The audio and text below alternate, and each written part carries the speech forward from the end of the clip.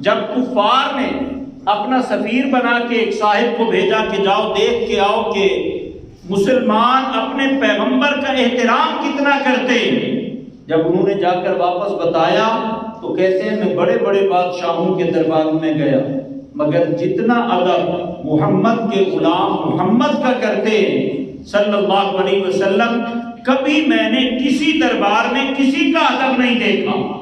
کہا وہ وضو کرتے ہیں تو یہ وضو کا پانی نیچے نہیں جانے دیتے، ہاتھوں پہ اٹھا لیتے ہیں، اور پھر جس کو وہ وضو کے پانی کے قطرات نہیں ملتے وہ اس کے ہاتھ سے ہاتھ مس کرتے ہیں جسے پانی کے قطرات ملے، پھر اسے تبرک کے طور پر اپنے چہروں پہ مل لیتے ہیں۔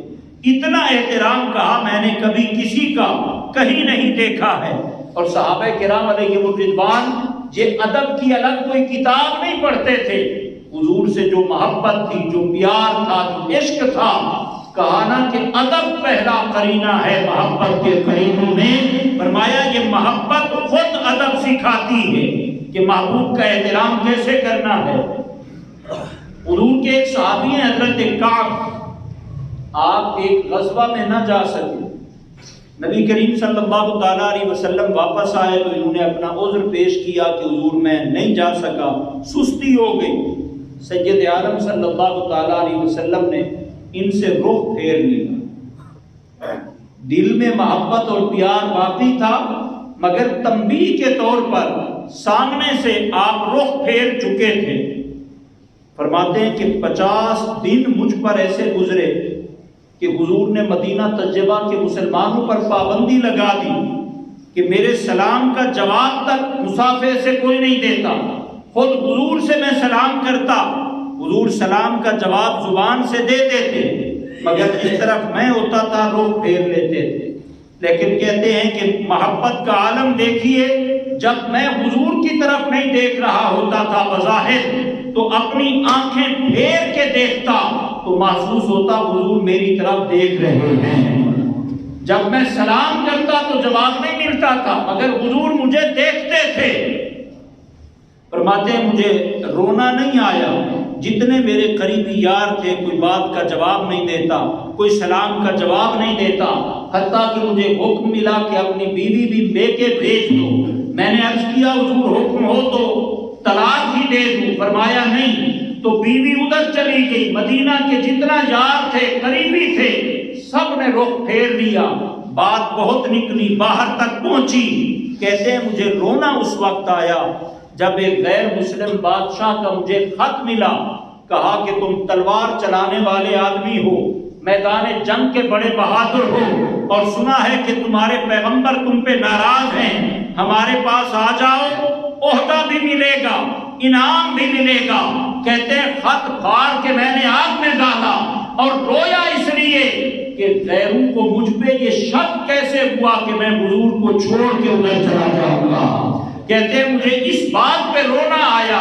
پھر 50 دن جب گزرے حضور نے خود بلا کر فرمایا کہ رب نے تیری توبہ قبول کر لی ہے۔ حضرت براء ابن عازب نبی کریم صلی اللہ علیہ وسلم کے صحابی ہیں، فرماتے ہیں جانوروں کی منڈی میں کھڑے تھے، قربانی کے جانوروں کی خرید و فروخت ہو رہی تھی۔ حضور کے غلام نے پوچھا جناب براء ابن عازب سے کہ بتائیں حضور نے کیا فرمایا کہ کیسا جانور خریدنا چاہیے؟ آپ نے انگلیوں کے پہ گن کے فرمایا۔ حضور نے فرمایا لنگڑا جانور نہ ہو، اندھا جانور نہ ہو، عیوب گنے۔ مگر جب سارے گن لیے ذہن میں خیال آیا کہ جب میں نے بتایا کہ حضور نے بھی ایسے انگلیوں پہ گن کے بتایا تھا، کہیں ان کے ذہن میں یہ نہ آئے کہ ان کی انگلیاں حضور کی انگلی جیسی ہیں۔ فوراً ساتھ کہا کہ بات تو اسی طرح حضور نے سمجھائی تھی، مگر یہ نہ سمجھنا کہ میری انگلیاں حضور کی انگلیوں جیسی ہیں، حضور کی انگلیاں بہت برتر و بالا ہیں۔ صحابہ کا یہ ادب تھا کہ اپنی انگلیوں کو بھی حضور کی انگلیوں کے برابر تصور نہیں ہونے دیتے تھے۔ تو فوراً اپنے مسئلے کو بیان کرنے کے ساتھ اس شک کا ازالہ فرما دیا۔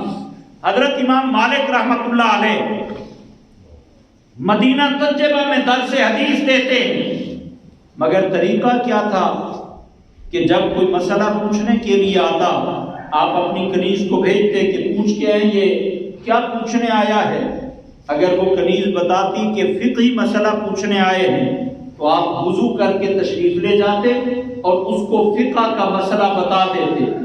اگر وہ آنے والا کہتا کہ میں حدیث شریف سننے کے لیے آیا ہوں، روایت حدیث کے لیے آیا ہوں، آپ فرماتے اس کو بٹھاؤ، اسے بٹھایا جاتا، انتظار کرتا، آپ حدیث پاک سنانے کے لیے غسل فرماتے، لباس دھلا ہوا اور پہنتے، امامہ سر مبارک پہ سجاتے، اوپر چادر زیب تن کرتے، اتنے اہتمام کے ساتھ جا کے پھر اس حدیث سننے والے کو حدیث پاک سناتے اور فرماتے حدیث پاک کے ادب کا تقاضا یہ ہے کہ اسی طرح حدیث کا احترام کر کے آگے سنائی جائے۔ امام بخاری رحمۃ اللہ علیہ، آپ نے بخاری شریف کو جمع کیا، فرماتے ہیں ہر حدیث کے لیے وضو کیا، 2 رکعت نماز نفل پڑھی، اس کے بعد حدیث کو حدیث بخاری نے لکھا ہے۔ تو یہ لوگ جو اتنا ادب کرنے والے تھے، پھر اللہ کریم نے مقام بھی اتنا بلند دیا۔ حضور نبی کریم صلی اللہ تعالیٰ علیہ وسلم کے ایک صحابی تھے، حضور کی خدمت کا جذبہ اٹھا، حضرت سیدنا بلال رضی اللہ تعالیٰ عنہ کی خدمت میں حاضر ہوئے، عرض کرتے ہیں کہ حضور کی خدمت آپ کرتے ہیں، کوئی ذمہ داری مجھے بھی عطا کر دیں تاکہ میں بھی حضور کی خدمت کر سکوں۔ انہوں نے کہا کہ آپ کے ذمہ ہے نبی کریم صلی اللہ علیہ وسلم کی سواری پہ کجاوے کو کسنا رکھنا۔ انہوں نے کہا ٹھیک ہے۔ اب معمول انہوں نے یہ بنایا کہ حضور سے رات کو پوچھ لیا کرتے تھے کہ کل کہیں تشریف لے کے جانا ہے، حضور فرماتے جانا ہے کس وقت، مثلا ظہر کے وقت، تو ظہر سے پہلے آ کے وہ حضور کی سواری تیار کرتے، کجاوا کستے تھے۔ ایک رات ایسا ہوا کہ حضور کی خدمت میں وہ غلام حاضر ہوئے، عرض کرتے ہیں یا رسول اللہ صلی اللہ علیہ وسلم کل کہیں تشریف لے جانا ہے؟ حضور نے فرمایا ہاں جانا ہے۔ کس وقت؟ فرمایا فجر کے فوراً بعد، جلدی نکلنا ہے۔ اب اس صحابی نے ارادہ کیا کہ فجر سے پہلے ہی آ کے سواری تیار کر کے کجاوا کس دوں گا تاکہ حضور اپنے وقت مقرر پہ تشریف لے جائیں۔ لیکن کہتے ہیں جب میں صبح اٹھا تو میں حالت جنابت میں تھا، مجھ پہ غسل لازم تھا۔ اب سردیوں کی راتیں تھیں، پانی ٹھنڈا تھا، اگر میں غسل کرنے لگتا تو پانی اتنا ٹھنڈا تھا کہ ہلاکت کا خدشہ تھا، اور اگر پانی گرم کر کے غسل کرتا تو پھر وقت کو اس پر میں خدمت نہیں بجا لا سکتا تھا جس پہ میں نے کرنی تھی۔ اب انہوں نے کیا کیا؟ مسئلہ بنا، کام بھی کرنا ہے، ادب بھی پیش نظر رکھنا ہے۔ تو صحابی کے انداز کو دیکھیے، رسول اللہ صلی اللہ علیہ وسلم کی محبت کا طریقہ دیکھیے۔ آپ فرماتے ہیں کہ میں حضور کے اور صحابی کے دروازے پر گیا، دستک دی، اس صحابی کو جگایا۔ میں ضمناً ایک بات یہاں پہ عرض کرنا چاہتا ہوں جو مستند تو نہیں ہے، سمجھانے کی نیت سے، کہ رات کو دیر سے گھر میں آنے والے بچے کو ایک باپ اکثر روکا کرتا تھا کہ جلدی آ جایا کر۔ وہ جوان بچہ کہتا کہ ابا میں دوستوں کے ساتھ وقت گزارتا ہوں تو اس لیے مجھے دیر ہو جاتی۔ جب سمجھا کہ وہ بوڑھا باپ تنگ آیا، اس نے ایک دن سوچا، جب مثلا سردیوں کی لمبی راتوں میں 1 بجے بیٹا واپس آیا، اس نے کہا کہ آج تیرے دوستوں کو ملنے چلتے۔ اس نے کہا ابا رات کے 1 بجے اب کون سا دوستوں کو ملنے کا وقت ہے؟ اس نے کہا نہیں، آج تیرے دوستوں کو میں بھی ملتا ہوں۔ اب وہ رات کے 1 بجے چلے، اتنا دور گھر تھا اس کے کسی قریبی دوست کا، وہاں پہ پہنچے، دستک دی، رات کے اس پہر میں کون؟ پوچھا گیا، بتایا کہ فلاں کا دوست ہے، وہ آیا ہے۔ تو اس نے اندر سے ہی جواب بھجوایا کہ ابھی تو ہم مل کے گئے، اب لیٹا ہوا ہے، صبح کو ملیں گے، اب نہیں ملتا۔ باپ وہاں سے اسے کو دوسرے دوست کے گھر لے گیا، اب 2 بج گئے، 2:15 بج گئے، اس دوست کا بھی یہی جواب آیا۔ چلتے چلتے رات بھی پچھلے پہر میں پہنچی اور اذان کا وقت قریب ہوا، کوئی 3 بجے کے قریب کم و بیش۔ یہ بات سمجھانے کے لیے وہ بوڑھا باپ اپنے بیٹے کو کہتا ہے کہ اب آپ میرے دوست کو ملنے چلتے۔ اب وہ جوان بیٹے کو ساتھ لے کے بوڑھا باپ ایک اور بوڑھے آدمی کے دروازے پر گیا جو اس کا دوست تھا۔ اس نے دروازے پہ دستک دی، اندر سے پوچھا انہوں نے کون؟ جب اس نے نام بتایا تو کچھ دیر خاموشی ہوئی۔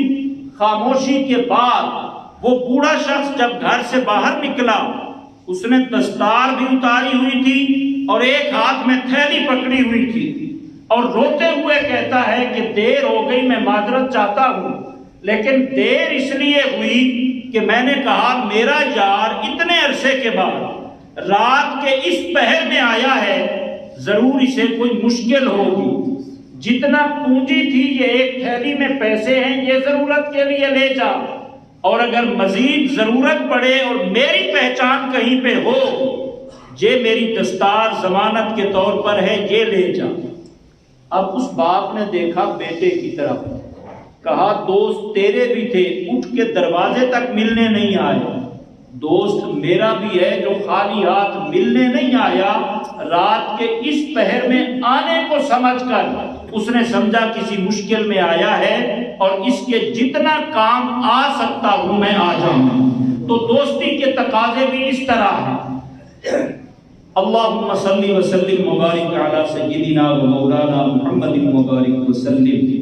حضور کے وہ صحابی فرماتے ہیں میں نے جا کر حضور کے ایک دوسرے صحابی کے دروازے پہ دستک دی، ان کو جگایا، ان کو اپنے ساتھ کیا، حضور کی سواری کے قریب پہنچایا اور وہاں جا کر بتایا کہ میں نے یہ خدمت کرنی تھی، سواری پہ کجاوا کسنا تھا، لیکن میں جس کیفیت میں ہوں حضور کی سواری کو ہاتھ لگاؤں میری محبت اجازت نہیں دیتی، تو یہ خدمت آپ بجا لائیں، سواری پہ کجاوا کس دیں تاکہ حضور کو بھی دیر نہ ہو اور میں بھی بے ادبی کرنے والوں میں شمار نہ ہو جاؤں۔